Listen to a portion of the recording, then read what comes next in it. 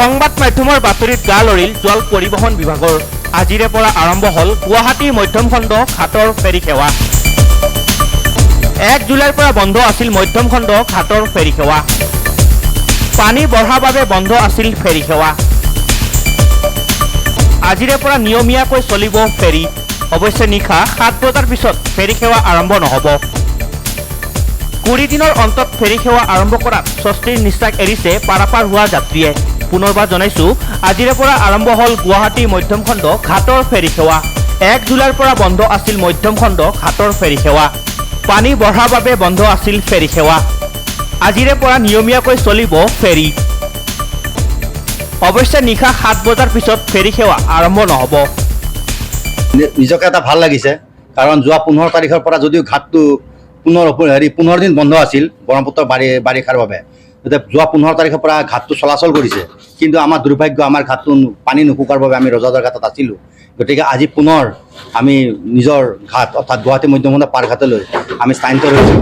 গতিকে ৰাইজক সহযোগ কৰিব দিছোঁ, আহিব দিছোঁ, কাৰণ বহু ৰাইজে গম পোৱা নাই। গতিকে আপোনালোকৰ জৰিয়তে গতিকে পুনৰ ঘাটটো মধ্যখণ্ড ঘাটটো খোলা হৈছে। গতিকে আপোনালোকে এতিয়া নিয়মমতে চলিব। নিশা কালিলৈ হয়তো আপোনালোকে গম পাব, আজি ৰবিবাৰ, কালি হয়তো নিৰ্দিষ্ট সময়ৰ ভিতৰতে। এনেই আমাৰ বৰ্তমান 7টা 15 আছে। কালি হয়তো আপোনালোকৰ পুনৰ ফেৰীসমূহ দিয়াৰ ব্যৱস্থা কৰিব। বহু সময়ত বা বেছি সময় বন্ধ থাকে, বিভিন্ন অসুবিধা হয়, পানী শুকাই পাৰে। ইয়াৰ বিষয়ে আপোনালোকৰ মনত এইটো ক্ষেত্ৰত আমাৰ উপৰোক্তম কৰ্তৃপক্ষ এইটো আমি অৱগত কৰোঁ, আমি ফটো দিওঁ।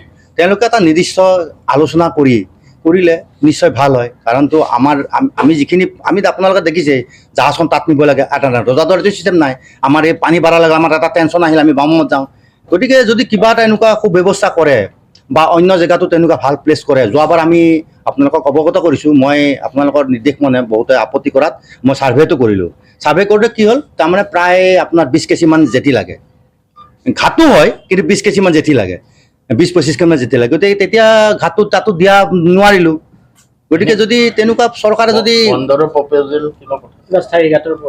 নাই, আমাৰ বৰ্তমানলৈ তেনেকুৱা দিয়া নাই, ব্যৱস্থা কৰা নাই। যদি ৰাইজে আপত্তি কৰে আৰু ৰাইজে লাগে চাওক, চাহিঘাট যদি এটা হয় তেতিয়াহ'লে কি হয়, গোটেইখিনি পৰিৱেশটো ভাল হয়। আজি ৰজাদৰত যদি 2টা ঘাট চলোঁ, আমি নিজকে মানে ক'বলৈ বেয়া লাগে, চম্ভালি নোৱাৰা আৰু বহুত সমস্যা হৈ যায়।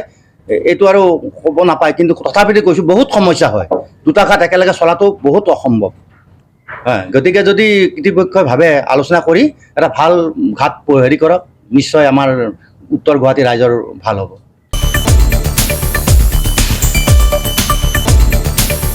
ব্যুৰো ৰিপৰ্ট, সংবাদ লহৰ।